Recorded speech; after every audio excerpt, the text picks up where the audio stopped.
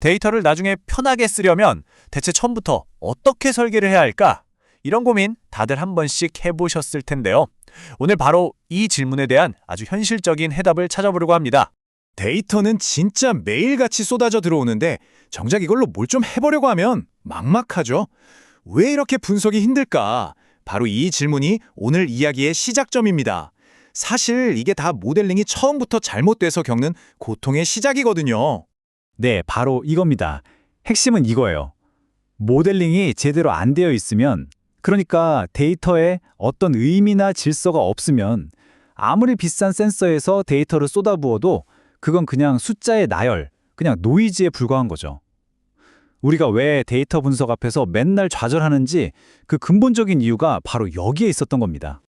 자, 그럼 이제 본격적으로 한번 시작해 볼까요?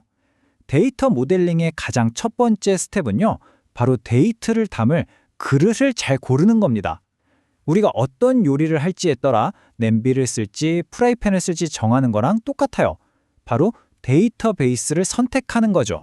여기서 우리가 꼭 알아야 할 게 바로 트레이드오프라는 개념인데요. 자, 먼저 IDB, 관계형 데이터베이스가 있죠. 이건 설비 모델명이나 사용처럼 거의 바뀌지 않는 그런 기준 정보, 우리가 마스터 데이터라고 부르는 것들을 저장하기에 딱 좋아요.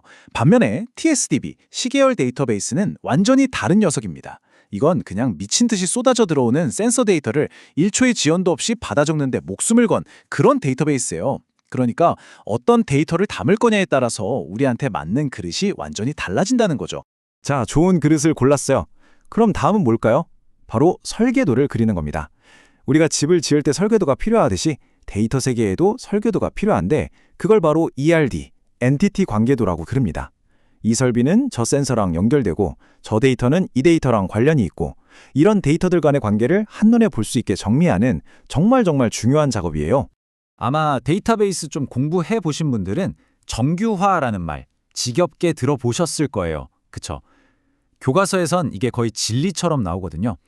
데이터를 최대한 잘게 쪼개서 중복을 싹 없애자. 뭐 이런 건데 아주 이상적이고 이론적으로는 나무랄 데가 없어요. 완벽하죠. 하지만 바로 여기서 이론과 현실의 거대한 벽에 부딪히게 됩니다. 교과서에 나오는 대로만 하면 현장에선 일이 안 돌아가요. 지금부터 제가 드릴 말씀은요, 책에서는 절대 가르쳐주지 않는 진짜 현장에서 구르면서 배운 실전 꿀팁입니다. 그게 바로 역정경규화라는 겁니다. 이름부터가 뭔가 반대죠. 정규화해서 쪼개놨던 테이블을 에이, 그냥 다시 합쳐버리자 하고 의도적으로 규칙을 깨는 거예요. 왜냐고요? 속도 때문에요. 데이터가 좀 중복되더라도 나중에 분석하는 사람이 답답하게 기다리는 일이 없도록 쿼리 속도를 미친 듯이 끌어올리는 아주 실용적인 선택인 거죠. 자, 이제 구조를 잡았으니까 다음은 뭘 해야 할까요? 바로 데이터에 이름표를 달아주는 겁니다. 무슨 암호 해독하는 것도 아니고 그냥 숫자만 띡 던져주면 아무도 못 알아보잖아요. 이 작업을 거쳐야 비로소 의미 없는 숫자들이 쓸모있는 정보로 재탄생하게 됩니다. 이것 좀 보세요. 현장 PLC에서 방금 넘어온 따끈따끈한 데이터가 보통 딱 이 모양입니다. ADDR_1024의 값이 75.3이다.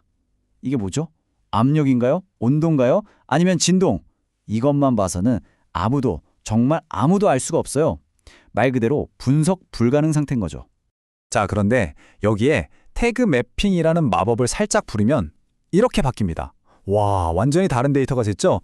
똑같은 75.3이라는 숫자인데 이제는 이건 1번 압력 센서 값이고 단위는 바구나 하고 바로 알 수 있잖아요. 1이라는 값도 그냥 숫자가 아니라 펌프가 켜져 있다는 상태 정보라는 걸 알 수 있고요. 바로 이겁니다. 이제야말로 진짜 분석을 시작할 수 있는 준비가 된 거죠. 그러니까 꼭 기억하셔야 해요. 이 태그 매핑이라는 과정이 그냥 죽어있던 숫자에다가 숨을 불어넣고 의미를 부여해서 진짜 살아있는 정보로 만드는 가장 결정적인 한 방이라는 걸요. 자, 좋습니다. 이제 기본 뼈대는 다 만들었어요. 그럼 이제부터는 프로의 영역으로 들어가 보겠습니다. 데이터가 나중에 수십억, 수백억 건이 쌓여도 지금처럼 빠르게 성능 저하 없이 쓸 수 있게 만드는 고급 기술들을 좀 살펴볼게요. 혹시 이런 경험 없으세요? 한 2년 전 데이터 좀 보려고 콜이 날렸는데 갑자기 시스템이 멈추고 하얘지는. 아찔하죠. 바로 이 문제를 해결해주는 기술이 파티셔닝입니다. 아주 간단해요. 거대한 데이터 창고를 그냥 통으로 쓰지 않고 월별이나 일별로 칸막이를 쳐서 서랍장처럼 정리해두는 거예요. 이렇게 하면 아무리 오래된 데이터를 찾아도 필요한 서랍만 딱 열어보면 되니까 속도가 엄청나게 빨라지는 거죠. 이건 정말 필수입니다, 필수. 그리고 또 하나의 비장의 무기가 바로 와이드 테이블이라는 전략인데요. 이건 특히 실시간 대시보드처럼 딱 클릭했을 때 1초 만에 데이터가 쫙 떠야 하는 상황에서 위력을 발휘합니다. 원리는 뭐냐면 분석할 때 필요한 데이터들을 그때그때 힘들게 합치지 말고 아예 처음부터 한 줄에다가 다 붙여서 저장해 놓는 거예요. 귀찮고 어려운 조인 작업은 딱 한 번만 미리 해두고 그 다음부터는 그냥 그 한 줄만 쓱 읽어오면 되니까 속도가 말 그대로 번개 같아지는 거죠. 결과를 한번 보세요. 차이가 느껴지시나요? 그냥 압도적이죠.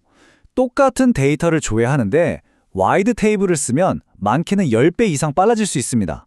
특히 AI 모델의 데이터를 넣어주거나 현장 대시보드에서 실시간으로 데이터를 볼 때 이 속도 차이는 정말 어마어마해요. 이게 무슨 마법이 아니라 처음부터 똑똑하게 설계한 결과물이라는 겁니다. 자, 그럼 지금까지 우리가 이야기한 이런 데이터 청사진, 이런 설계가 도대체 왜 그렇게 중요할까요? 이걸 잘 해놓으면 우리가 뭘 얻을 수 있을까요? 그 보상은 생각보다 훨씬 크고 명확합니다. 80%. 이 숫자를 기억해 주세요. 처음부터 모델링을 제대로 해놓으면 나중에 분석 단계에서 데이터 분석가나 우리 현장 엔지니어들이 겪게 될 고통의 80%를 막을 수 있습니다. 지금 우리가 투자하는 이 시간이 나중에 벌어질 수백, 수천 시간을 아껴주는 가장 확실한 투자인 셈이죠. 오늘 이 이야기를 들으신 여러분은 이제 더 이상 그냥 데이터를 가져다 쓰는 사용자가 아닙니다. 여러분은 데이터의 흐름과 구조 전체를 설계하고 그 가치를 결정하는 데이터 아키텍트가 되신 겁니다. 이제 데이터의 운명은 여러분 손에 달려 있습니다. 자, 이렇게 우리는 데이터를 담을 완벽하고 튼튼한 그릇을 만들었습니다. 그런데 만약 이 멋진 그릇에 담기는 내용물, 즉 데이터 자체에 노이즈나 오류 같은 불순물이 섞여 있다면 어떻게 될까요? 이 데이터를 어떻게 깨끗하게 만들 수 있을까요? 바로 이 질문이 우리가 함께 떠날 다음 여정의 시작점이 될 겁니다.